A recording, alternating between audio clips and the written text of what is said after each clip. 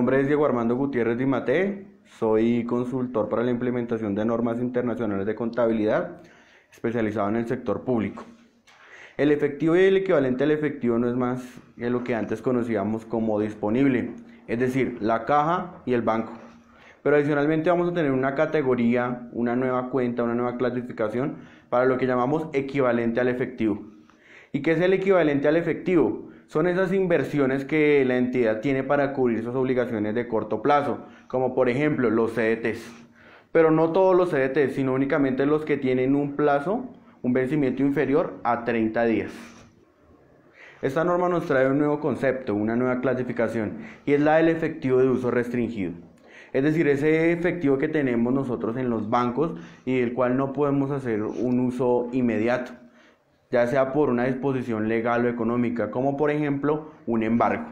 Es decir, un juez nos decretó el embargo de una cuenta y sobre esos recursos nosotros no podemos hacer un efectivo uso hasta que el embargo sea levantado. Bueno, por otro lado, las conciliaciones bancarias bajo esta nueva norma desaparecen. Es decir, cuando estamos hablando de representación fiel, el saldo que nosotros tenemos en nuestra contabilidad debe ser el mismo de los extractos.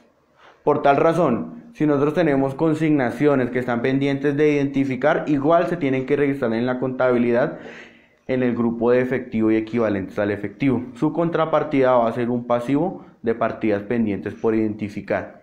Los cheques pendientes de cobro. Cheques pendientes de cobro no pueden ser una salida de efectivo porque realmente la salida de efectivo se produce hasta que el tercero cobra el cheque. Por esa razón, la cuenta por pagar tiene que reclasificarse a una cuenta que se llama cheques pendientes de cobro.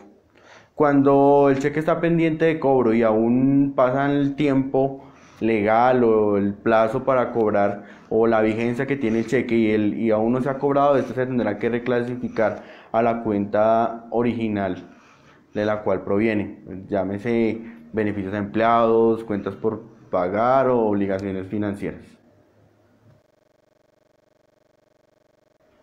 Las cuentas por cobrar, igual son activos, o sea, recursos controlados por la entidad de los cuales espera obtener beneficios económicos en el futuro. Pero ¿cuál es el requisito principal que deben cumplir esta clase de activos? Deben tener en el futuro un flujo de efectivo fijo hacia la entidad. Es decir, cuando yo tengo una cuenta por cobrar, lo que yo espero es tener efectivo a cambio. Las cuentas por cobrar y los préstamos por cobrar reemplazan lo que nosotros antes conocíamos como los deudores. Es decir, esa cuenta deudores se tiene que migrar a esos dos grupos. Préstamos por cobrar y cuentas por cobrar. Las cuentas por cobrar inicialmente se miden al costo. Los préstamos por cobrar se miden a costo amortizado. Ya vamos a ver cuál es la diferencia entre esos dos. Cuando estamos hablando del costo, quiere decir que la cuenta siempre va a permanecer a través del tiempo por el valor por el cual fue registrada inicialmente.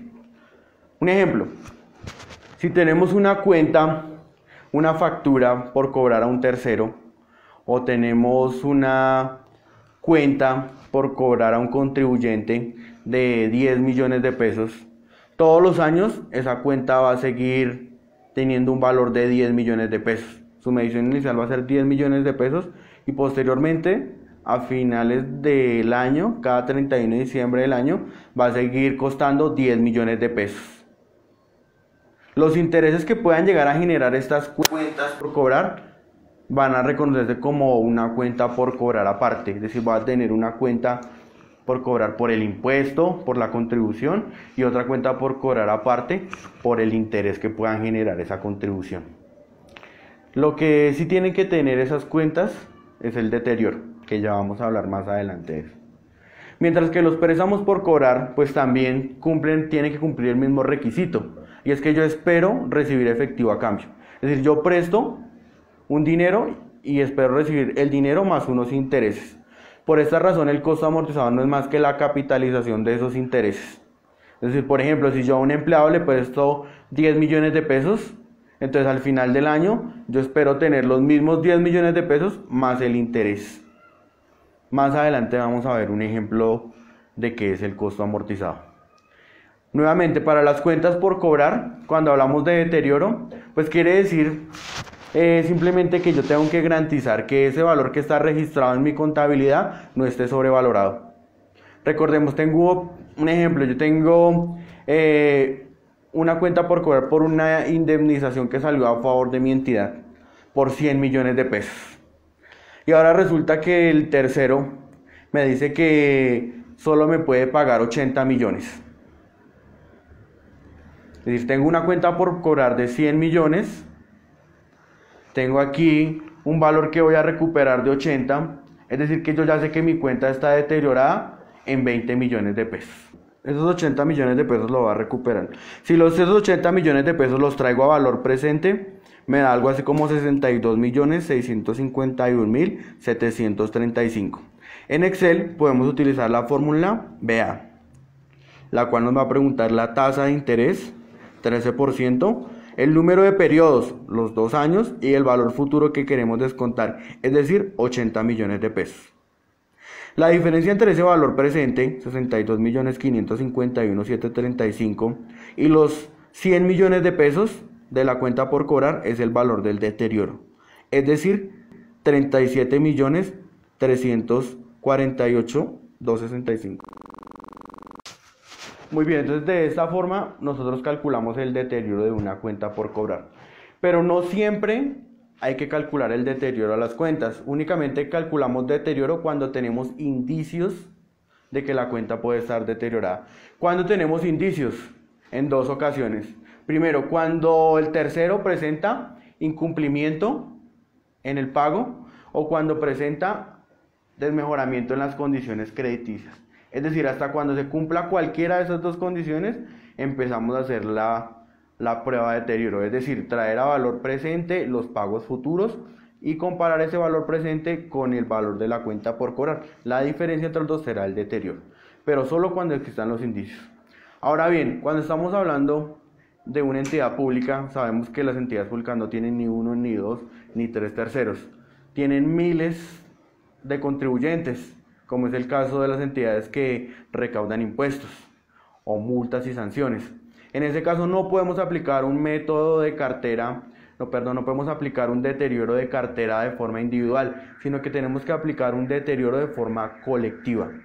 Es decir, tenemos que revisar cuál ha sido el historial de la pérdida de cartera, tendremos que revisar cuál ha sido el porcentaje de la cartera que no se ha logrado recuperar, por ejemplo, en los últimos 5 años, y aplicar ese porcentaje al saldo de la cartera a cada 31 de diciembre. Ejemplo, una entidad pública que recauda ICA, un municipio, una entidad territorial, pues tiene un saldo en la cartera de 100 millones de pesos. Si revisa el historial en los últimos 5 años, de la cartera que ha tenido en promedio, el 5% ha prescrito. Es decir, el 5% de la cartera nunca se ha podido cobrar históricamente, lo que quiere decir que probablemente en el futuro el 5% tampoco se va a poder cobrar. Por esa razón, ese porcentaje es el que le aplicaríamos nosotros a nuestra cartera actual. Es decir, multiplicamos los 100 millones de pesos por el 5%. Y ese valor sería nuestro deterioro de cartera por el método colectivo. Muy bien, pero no siempre, no a toda la cartera se le puede aplicar el deterioro por el método colectivo. Si dentro de esos 1.000 o 10.000 contribuyentes que tiene el ente territorial existen algunos que individualmente son significativos, entonces yo los tengo que sacar de ahí. Y a eso sí aplicarle el método individual. Es decir, si tengo un tercero que representa el 5% de la cartera, por ejemplo, a ese no lo puedo meter dentro del montón, sino que tengo que aplicarle el método individual, traer a valor presente los pagos futuros. Entonces tendré que sentarme con el señor o tendré que sentarme con el área jurídica y ponerme a pensar, bueno, de esa deuda que tiene ese tercero, ese contribuyente, ¿cuánto espero yo recaudar? Y aplico entonces lo que ya vimos, el valor presente de ese pago. Si consideramos que el plazo en el cual él nos va a pagar es bastante extenso, es decir, que supera 1 año, entonces ahí sí lo traemos a valor presente. Si no, pues no hay necesidad porque no es material traer a valor presente algo que se va a pagar dentro de un año o dentro del mismo periodo. ¿Cuándo le damos de baja a una cuenta por cobrar? Una cuenta por cobrar se le da de baja en dos ocasiones. Cuando prescriben los derechos de la cartera o cuando la entidad renuncia a esos derechos. Es decir, tenemos que tener en cuenta que el deterioro de la cartera no es igual a una baja de la cartera. El deterioro simplemente es una estimación de la posible pérdida que yo voy a tener de la cartera, más no quiere decir que eso es 100% seguro, es una estimación. Mientras que la baja de cartera ya es una realidad. Y en ese caso sí tendremos que darle de baja en los estados financieros. Eso es lo que hay que tener en cuenta, ya que el deterioro de la cartera se reconoce en una cuenta que la conocemos como correctoras de activo. Es decir, son cuentas del activo, pero de naturaleza crédito. Cuentas que restan al valor de las cuentas por cobrar.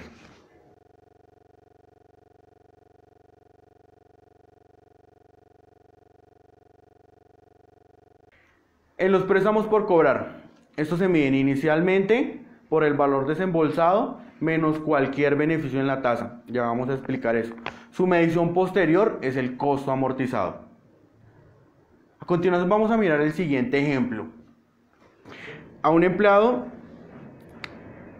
se le realiza un préstamo de 50 millones de pesos con un interés del 5% efectivo anual.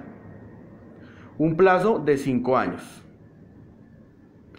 Eso nos da como resultado una cuota de 11.548.740 cada año. En Excel podemos calcular esa cuota con la siguiente fórmula. Pago.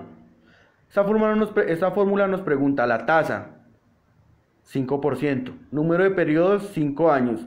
Valor actual, 50 millones de pesos. Resulta que la tasa de mercado es diferente a la tasa que nosotros pactamos con el empleado. La tasa del mercado es el 13% efectivo anual, es decir, nosotros le estamos cobrando una tasa inferior al empleado por trabajar en nuestra entidad.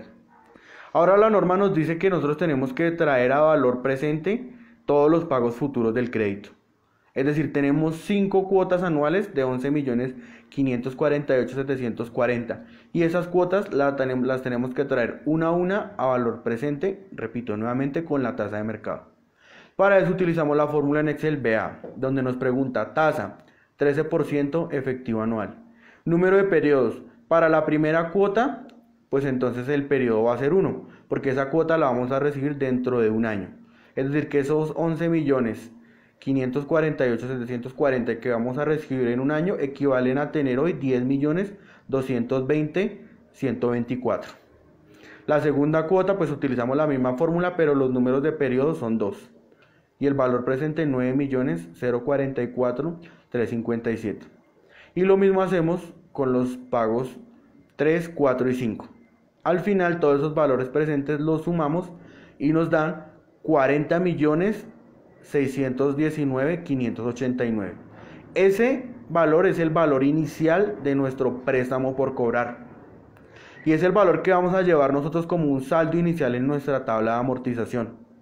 Es decir, la diferencia entre los 50 millones y el valor actual de esas cuotas, de esos pagos que va a hacer el empleado, es el beneficio que está recibiendo el empleado por trabajar en la entidad, es el beneficio en la tasa. Ese beneficio en la tasa se tiene que reconocer como un gasto. Bueno, entonces nuestra tabla de amortización nos dice, saldo inicial 40.619.589. Intereses 5.280.547. Esos intereses, ¿cómo los calculamos? Son el saldo inicial 40.619.589 multiplicado por el 13%. El pago siempre va a ser el que se acordó contractualmente, es decir, el que está en la libranza con el empleado, 11.548.740. ¿Y el saldo final qué es? Pues resulta de tomar saldo inicial más el interés efectivo de esta operación menos el pago que haga el empleado. En este pago pues hay una parte que es interés y hay una parte que es capital. Y esa es la definición de costo amortizado que ustedes van a encontrar en la norma de préstamos por cobrar. Saldo inicialmente reconocido más interés efectivo menos los pagos de interés y los pagos de capital. Esta misma operación la hacemos entonces con los siguientes años. El saldo inicial del año 2 pues va a ser el saldo final del año 1, 34.351.396. Nuevamente, el interés lo obtenemos de multiplicar ese valor por el 13%. El pago va a ser el mismo y la operación para conocer el saldo final va a ser la misma. Saldo inicial más intereses efectivo menos pago de capital e intereses. Y ese valor que tenemos nosotros al final de saldo, en la casilla de saldo final, pues va a ser el valor de nuestro costo amortizado al final de cada año. Bueno, les agradezco mucho. Este fue el video que resume las cuentas, las normas más importantes relacionadas con instrumentos financieros. Aquí abajo van a encontrar mis redes sociales. Y también pueden encontrar mi correo electrónico donde me van a poder contactar. Les agradezco mucho y nos vemos en un próximo video.